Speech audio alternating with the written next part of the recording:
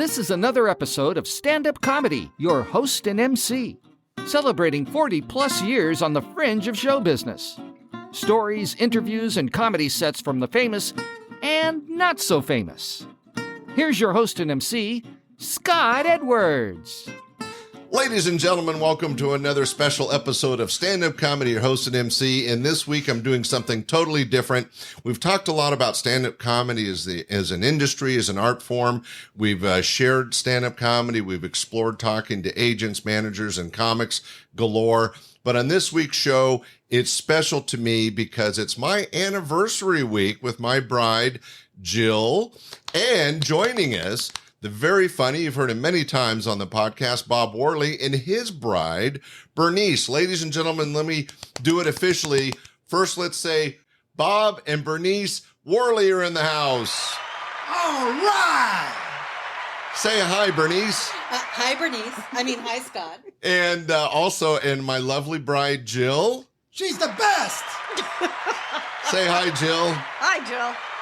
Hey, this is something I wanted to throw together because we've talked about comics and comedy, and I've had the staff on the show talking about what it's like to work at a comedy club.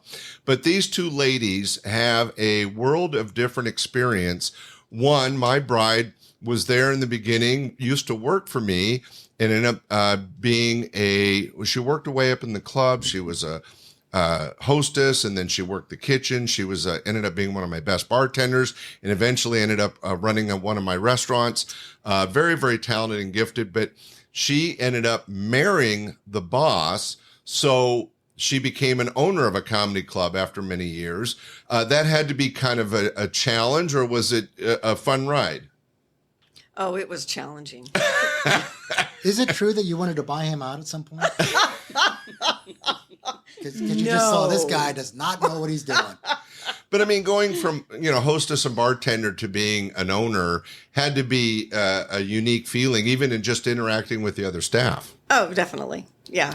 Yeah. It was going from being a friend to a boss, and it's not always comfortable. In fact, it was never comfortable. But you did it so well. Oh, I don't think so. And then the other aspect of it is, of course, as the boss and the owner of the business originally, and for over a decade before we got married, I had been your boss, and then all of a sudden we're married. I became your boss. Jill, I believe you were always his boss.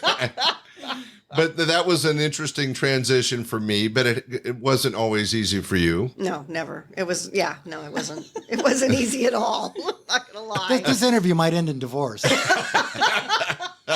Well, and in contrast to that, I invited Bob and Bernice to join me in the podcast because Bernice, Bob, everybody knows Bob Worley's been in stand-up comedy for years. He did a little TV. He's a regular on the podcast. You've heard a lot of his great material. But Bernice, you and Bob met at a very early age, right? Oh, yeah. I was still in high school. Oh, still in high school? I never touched her. I thought it was college. You guys met in high school? Yeah. Well, I was out of high school and she was. Ooh. I was in the drama club and we did not have enough male actors, so the director called on Bob to come back and help him out. Because some kid dropped out of a couple plays, so he was in a bind. So we met doing theater together. What was the play? Bald Soprano? Yeah, the Bald Soprano. We did some children's theater the summer before. Yeah. So you were there though and Bob, when did you transition to comedy? Did Bernice experience that, month by month, or were you already playing around with it? No, I was doing theater with my friend Hardin Brothers, the teacher guy, and we started a little theater group, and then we started doing that, and then we started doing these skit group. It was like a repertory theater troupe. We did improv skits. We did dinner theater. Yeah. It was fun. And then I went out with a couple of guys from that group and started doing the clubs. So you were there when he was doing some acting, but when he decided to become a stand-up comic, were you like, yeah, go for it, and very supportive, or were you were not married at that point? Oh, no, we were married. Oh, you got married young. Yes. I was 20. Bob was 24. We spent the tail end of our honeymoon looking for an apartment in L.A. I have been a legal secretary. We've been married for 42 years? It'll be 42 in June. In a couple of weeks. Oh, wait a minute. Oh, yay. 42 years married. June 21st. Okay. Feel free to get us a Oh, gift. that's my niece's birthday. Oh, Well, we knew that. That's why we got married. but Summer solstice. But That's right. that's interesting because, well, I was going to mention it later, but Bernice is a very, very talented and successful legal secretary, and she's held down the fort financially and medical care wise, much like my bride Jill. After we got out of the comedy business, she went into law enforcement and works for the National Park Service, which again provides good medical and a decent income. So basically, Bob and I have been riding your coattails, Like ladies, leeches. for the last couple decades.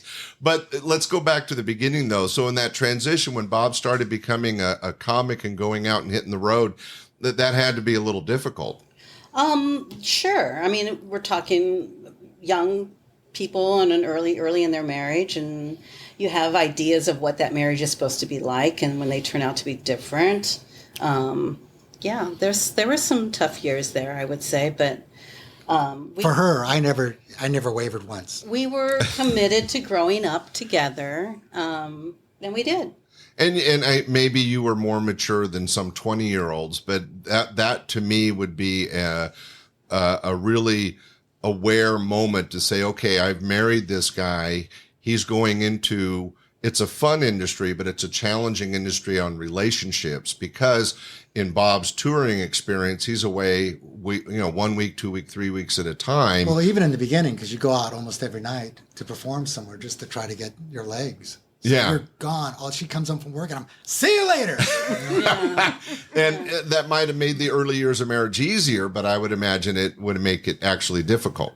Yeah, I mean, it seems like such a long time ago. Well, it was, but I mean, looking back, yeah, probably. I mean, I think we're lucky that we were just committed to staying together. And naive. That always helps because you don't know any better. Yeah, you're young. I guess, you're kind of going, as you mentioned, Bernice, you're kind of, you plan to spend your life together. So whatever came up, you kind of went with the flow. You found a way to make it work.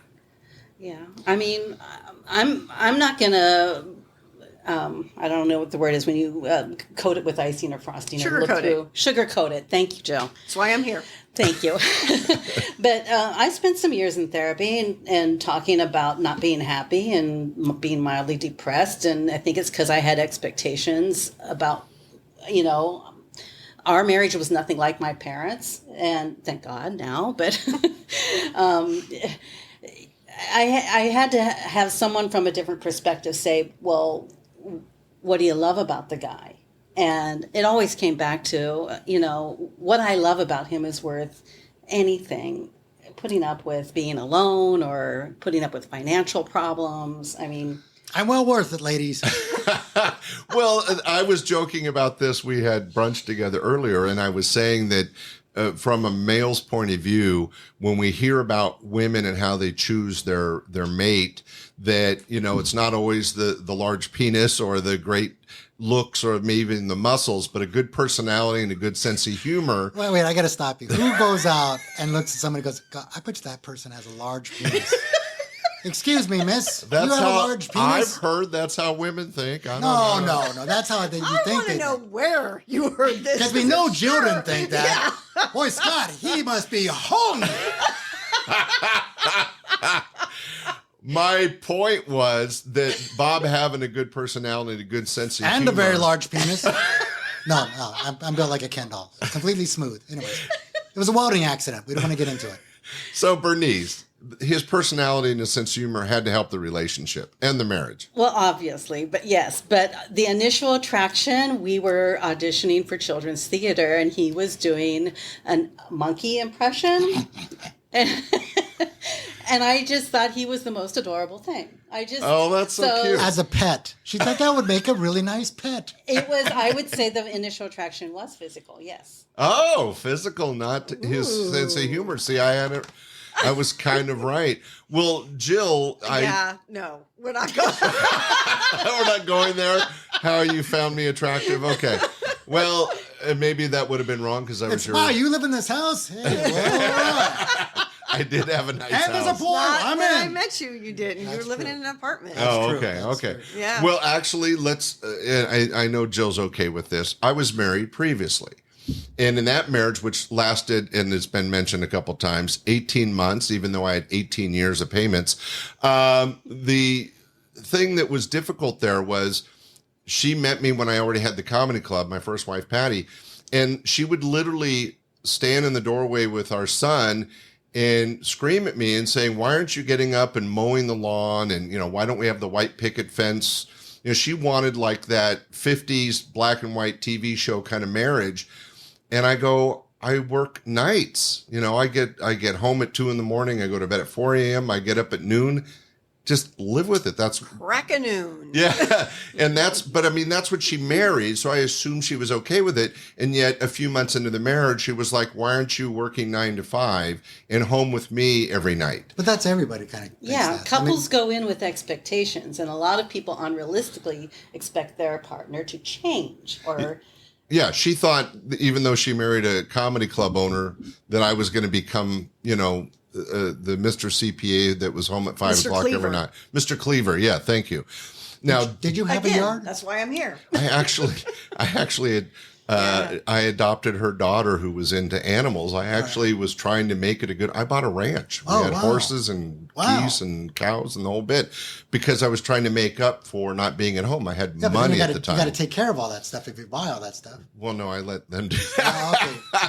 Understandable. But Jill, when we started dating, we were already in the comedy club business. And so when we got married, of course, she was all part of it. Well, she's seen everything. I mean, Yeah. you work all Yeah, the way up. And it wasn't- Trust me, I saw everything. I know, and I apologize for that night. But, and it wasn't until we sold the club and I said, okay, I've lived my dream. What do you want to do? And we ended up opening Big a mistake. travel agency. But at the time, it was your dream. I remember that week. Yeah. It God, was I wish horrible. it was a week. A grand opening, then 9/11. Yeah, it was. Didn't you open like September 10th or something like No, that? it was the Yeah. week before. The week before, but still. And we lost so much money. And then I'm persistent and demanding, so I kept it open for like Yeah, 2 I years. woke up September 12th, 2001 and said, I think we need to close. I don't see this going anywhere after yesterday. And him going, no, we have to persevere. You can't There's going to be an quit." uptick from here. And instead, they canceled all commissions. Yes. The travel Everything. business just ended. There wasn't Hotels. planes in the air for like 2 or 3 weeks. Yeah. We Yeah. just got creamed. But you live and learn. I got a lot of nice swag. But have you learned, Scott? No, he hasn't. Okay, I've opened a few businesses since then, but most of them have been okay. But getting back to comedy, when Jill and I met, started dating, and ended up married, she kind of had an idea of what she was getting in for. She'd been out with me to events. She'd been living in the nightclub industry.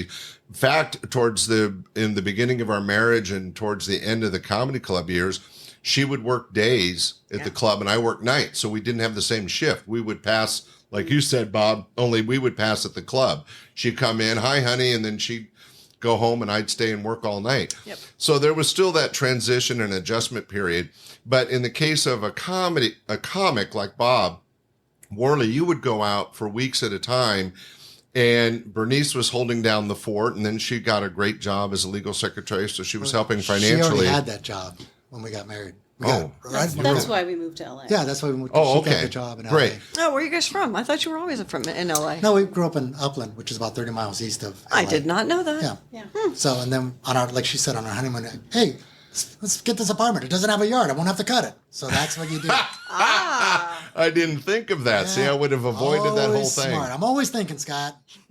Well, my point of bringing that up was that soon children came. You have 2 amazing kids. About 10 years later, Was it 10 years? about 9, she says, look, by the time I'm 30, can we please, let me just give me a little more time. I'm almost there. So that was the decade that you were really a dedicated comic. You're working my club all the time. You're on the road all the time. constantly out. Yeah. What I was leading up to was that they did eventually have kids.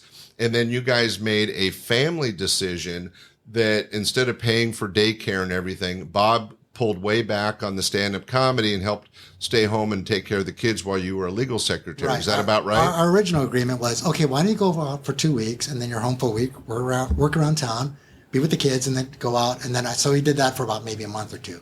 And then it's, why don't you go out every other week and then, work around. And I did that for about a couple of months. And then it's, why don't you just work a week And then why are we, and it's like, well, why am I going out working? We're just giving the money to the I have to daycare. hand it to single parents because it is freaking hard to raise kids on your own. And when your mate is gone, you are basically a single parent. Oh, I told you the story about where she called. I called one night. Hey, how's it going? She goes, oh, the kids driving. I've been working hard all day. And hey, honey, I got to go. A couple of people want to buy me a couple of drinks and tell me how great I am.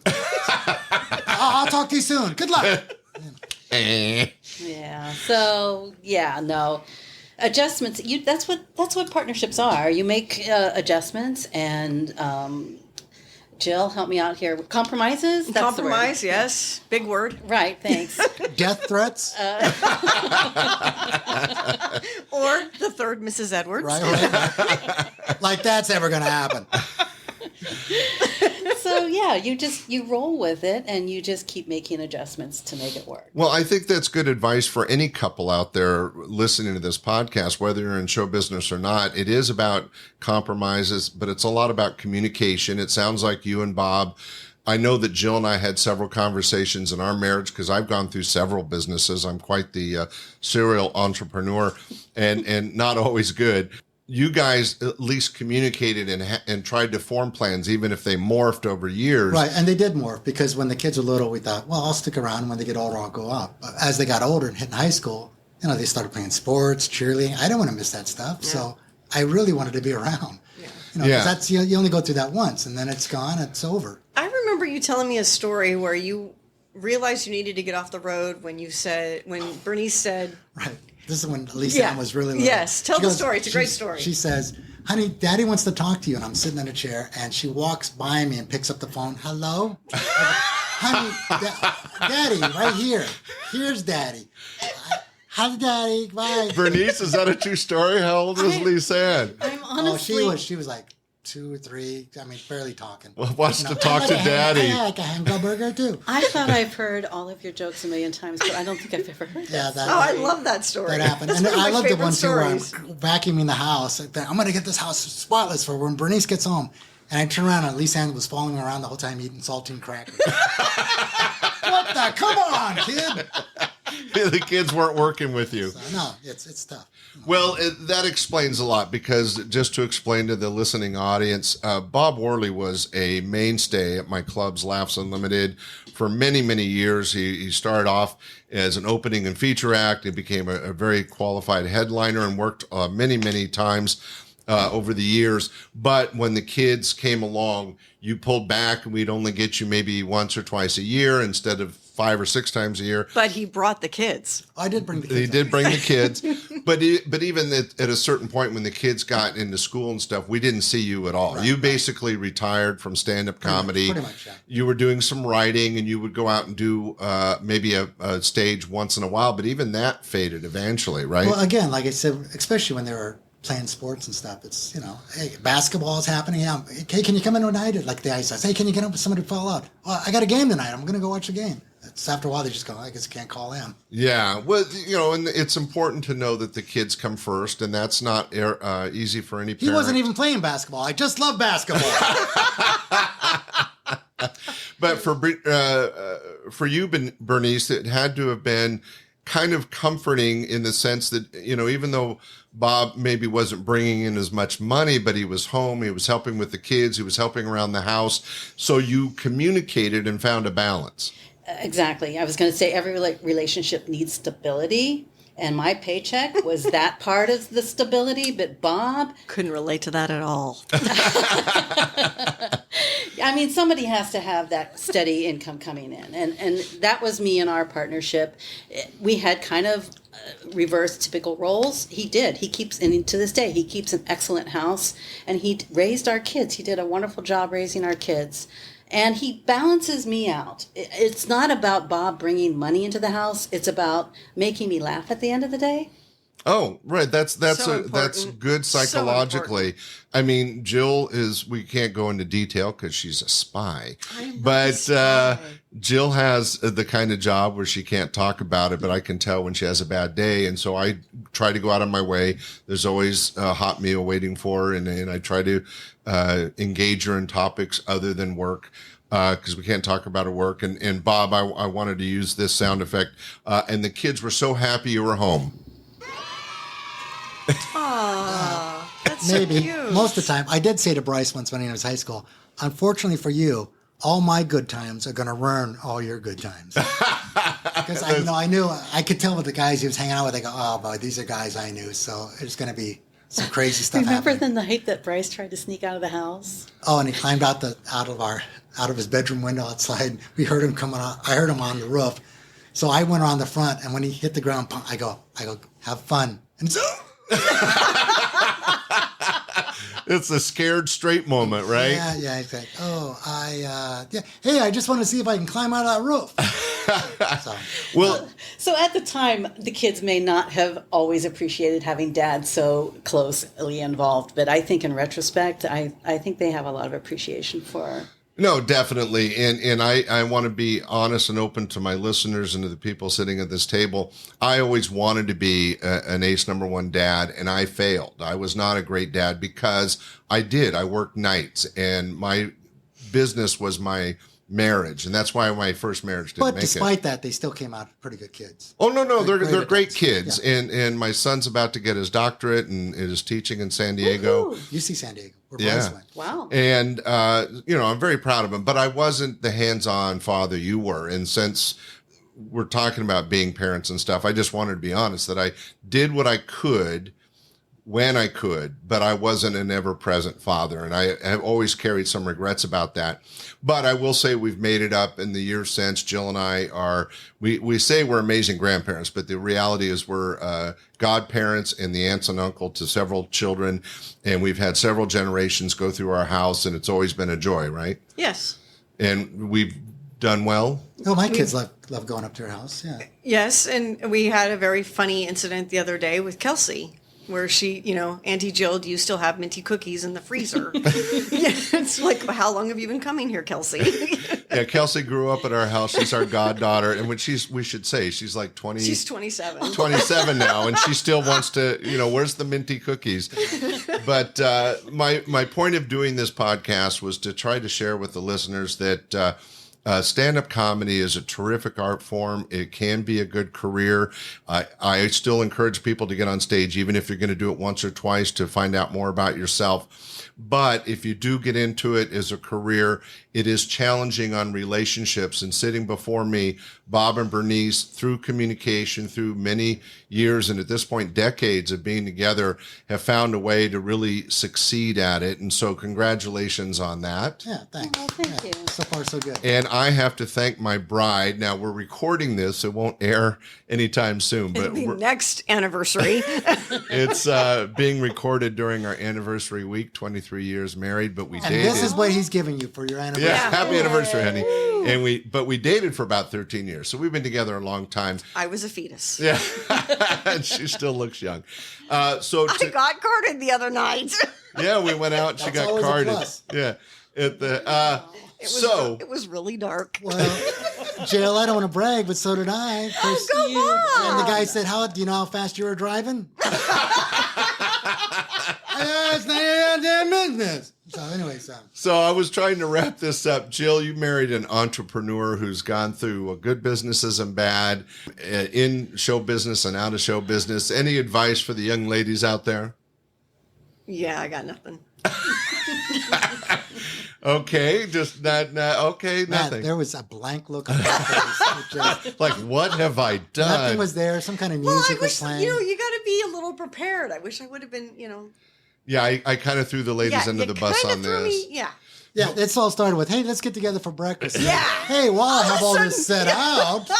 So, And then to my good friends, Bob and Bernice Worley. Bob continues to be a huge addition to this podcast. I know you've heard his special bonus shows, his holiday specials, and him on several of the podcasts. So thank you for that, young man. Sure. But Bernice, you have had over 40 years with a very funny, very generous and giving, and as we all have said, cute guy, Bob Worley, who was, though, for over a decade, a very successful stand-up comic, and there was a lot of adjustment.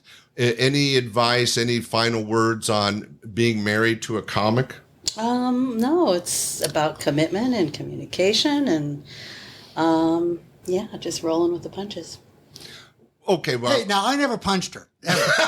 I was afraid that might come up. That never happened. Okay. Well, I was hoping the ladies would say that living with guys like us that are kind of outgoing and had a good sense of humor would make lives more full. You know, I Well, have to honey, say- since you speak for me 90% of the time anyway. You know, she has a gun now. You know, there are nights when she comes home and I go, oh, she needs cheering up, and I'll start to say something. She'll just go, not tonight. Well, ladies and gentlemen, this has been a special episode, at least for me. I hope you enjoyed listening. Bob, Bernice, my lovely bride, Jill, thanks very much for joining us. Everybody say goodbye. Goodbye. Bye. And we'll see you next week for another great show. Thanks for listening. Be sure to rate us when you can and share with your friends.